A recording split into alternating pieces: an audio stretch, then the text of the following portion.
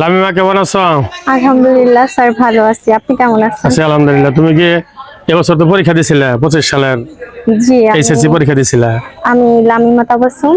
আমি ইসলামপুর সরকারি কলেজ থেকে 2025 সালে এইচএসসি পরীক্ষা দিয়েছিলাম। ব্যবসায় শিক্ষা শাখা জি, থেকে। ব্যবসায় শাখা শিক্ষা থেকে। আচ্ছা, তোমার পরীক্ষা দেওয়ার আগে বা পরীক্ষা দেওয়ার পরে কি স্বপ্ন ছিল? কেমন রেজাল্ট হবে তোমার স্যার, স্বপ্ন ছিল? পরীক্ষা নিয়ে যেভাবে প্রস্তুতি নিয়েছিলাম, ভালো এ প্লাস পাবো এটা আশা করেছিলাম।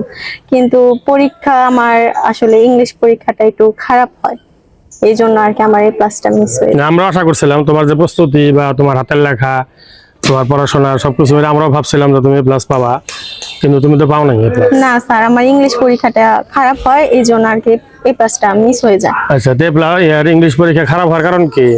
স্যার, ইংলিশ পরীক্ষা খারাপ হওয়ার কারণ মূলত পরীক্ষাটা একটু খুব বেশি কঠিন বলা যায়। আর একটু মানসম্মত হলে মনে হয়, আমরা যে প্রস্তুতি নিয়েছি বিগত বছরের যে প্রশ্নগুলা, সেইগুলা ঘাটাঘাটি করে যেভাবে পড়ছি বা স্যারেরা যে সাজেশন গুলা দিছে, সেগুলো যেভাবে আমরা পড়ছি শিখেছি ওইভাবে আর কি হয় নাই পরীক্ষার প্রশ্নটার সাথে। আর একটু মানসম্মত হলে হয়তো বা এই প্লাসটা পেতাম। তাহলে প্রশ্ন খারাপ হয়েছে এরকম না বিষয়টা? এরকম না, না, না, না, প্রশ্ন খারাপ না, প্রশ্ন বলতে যে তোমার হিসাবে তোমার মানসম্মত হয় নাই। হ্যাঁ, হ্যাঁ। মানসম্মত বলতে কি বোঝাইতে চাইতেছো তুমি? স্যার, মানসম্মত হয় নাই একটু খুব বেশি হার্ড হয়ে গেছে। আর একটু মানসম্মত হলে ভালো হতো। যেগুলো আর কি সচরাচর ইম্পর্টেন্ট এগুলো আসে নাই? না স্যার, আমরা যেভাবে এর আগে যে ইম্পর্টেন্ট প্রশ্নগুলো আমরা যে পড়ছি বিগত বছরের প্রশ্ন থেকে বেছে বেছে স্যাররা যে ইম্পর্টেন্ট গুলা পড়াইছে সেগুলো আর কি আসে নাই। সেগুলো আবার আসে নাই? না। আচ্ছা, তাহলে আনকমন জিনিসগুলো আসছে? হ্যাঁ, হ্যাঁ। গ্রুপের সব সাবজেক্টে তুমি প্লাস পাইছো? জি, গ্রুপের সব সাবজেক্টে আলহামদুলিল্লাহ প্লাস পাইছি। ইংলিশটা আর কি, ইংলিশটা পাইলে তুমি প্লাস পাইতা? প্লাস পাইতাম। আচ্ছা, তাহলে এই 2025 সালের এসএসসি পরীক্ষা তোমার যে স্বপ্ন ছিল সেই স্বপ্ন মোটামুটি ভঙ্গ? হ্যাঁ, স্বপ্ন ভঙ্গ? ভঙ্গই। আচ্ছা, স্বপ্ন ভঙ্গ হয়েছে। এখন এক স্বপ্ন ভঙ্গ হওয়ার সাথে সাথে তো মনে আর একটা স্বপ্ন দেখে। জি, হ্যাঁ। দেখে না, একটা স্বপ্ন শেষ হওয়ার সাথে সাথে মানুষ কিন্তু আরো একটা স্বপ্ন দেখে। এখন তো সামনে তোমার ভর্তি পরীক্ষা, এখন এই ব্যাপারে কি তুমি নতুন কোনো স্বপ্ন দেখতেছো? জি স্যার, আমি ব্যাপারে নতুন কোন স্বপ্ন দেখতেছি। তার কারণও আছে, কারণ আমি যে পয়েন্ট পাইছি সেটাতে ইনশাল্লাহ আমি যদি ভালোভাবে প্রিপারেশন নেই, আমার ইনশাল্লাহ পাবলিকে চান্স হবে। সেভাবে আমি প্রস্তুতি নিতেছি।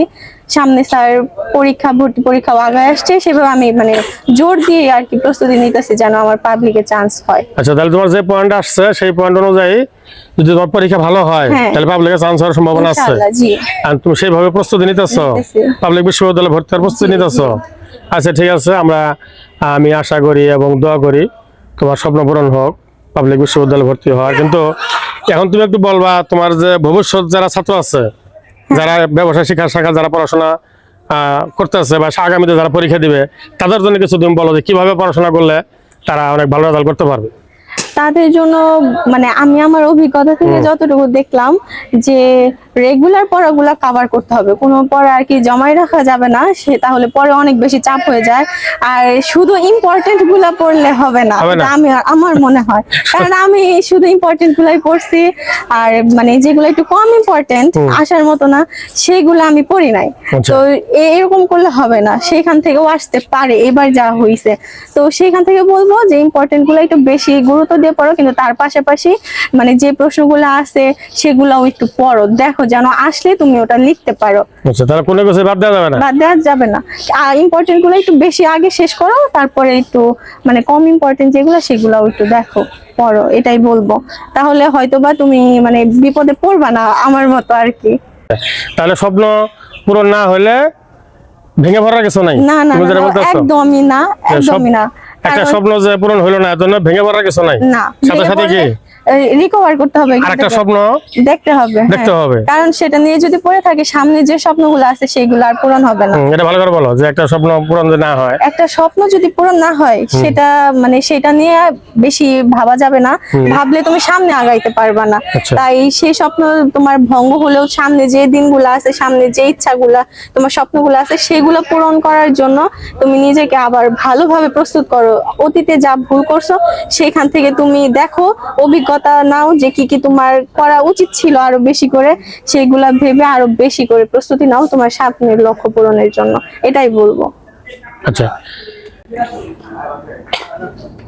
সুপ্রিয় দর্শক এবং শ্রোতা, আমার খুবই মেধাবী একজন স্টুডেন্ট আমার এই 2025 সালের এইচএসসি পরীক্ষার্থীদের মাঝে আমরা অনেক আশা করেছিলাম যে সে A+ পাবে।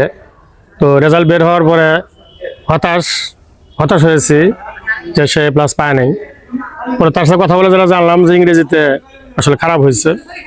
তার প্রস্তুতি ছিল, সে বলছে যে শুধু ইম্পর্টেন্ট বিষয়গুলো নিয়ে বেশি ঘাটাঘাটি করছে আসলে। আবার এখন স্বীকারও করতেছে যে না, শুধু ইম্পর্টেন্ট বিষয়গুলো না ঘাটাঘাটি করলে হবে না, এখানে ইম্পর্টেন্ট বা বেশি গুরুত্ব কম গুরুত্ব কোনোটাকে কম গুরুত্ব দেওয়া যাবে না, সব কিছুই পড়তে হবে।